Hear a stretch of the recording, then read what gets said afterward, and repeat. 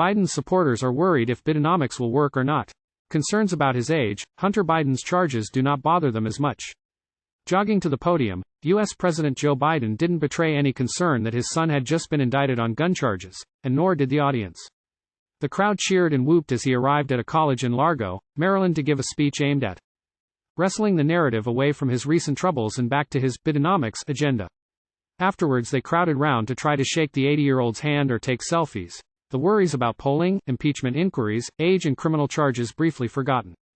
That's a distraction, that's political distraction, said Susanna Anderson, 49, when asked about the issues facing the president. Wearing a blue t-shirt made by her own small business saying, "The VP looks like me," a reference to Vice President Kamala Harris, who is black.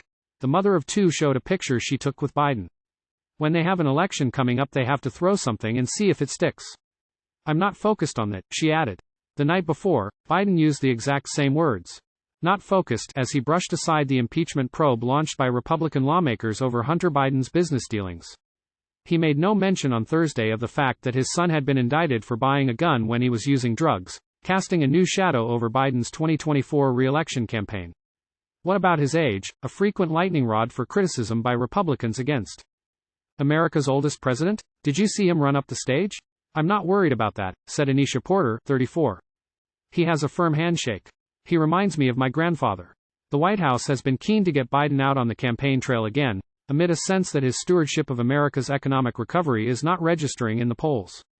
For his speech at Prince George's Community College in Largo, given against a backdrop of American flags and Bidenomics signs, Biden introduced a new line of attack, Bidenomics.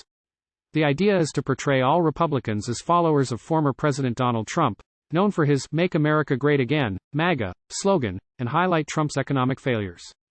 Biden also sought to blame them for the threat of a looming government shutdown at the end of this month. But was the message getting through here? To the audience of around 200 local people and college students in a dormitory town half an hour's drive from the White House, let alone to millions of voters? "I think this was a good tip of the iceberg," said Porter, a local chapter treasurer of Student Veterans of America. "But I'm going to need more concrete follow-up." Porter said she had asked Biden about housing in particular, and he nodded and said, "We have a whole plan."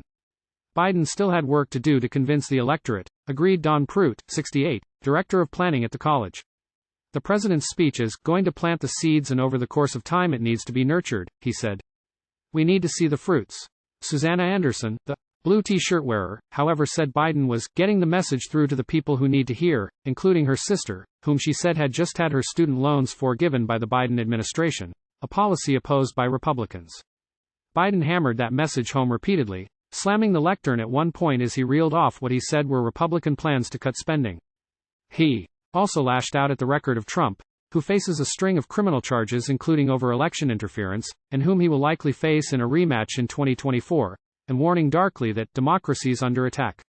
With a grueling campaign ahead, Prout reckoned Biden faced a tough road for re-election. But he added, "There's so much chaos on the other side. If he continues to be stable, Papa Joe will be there."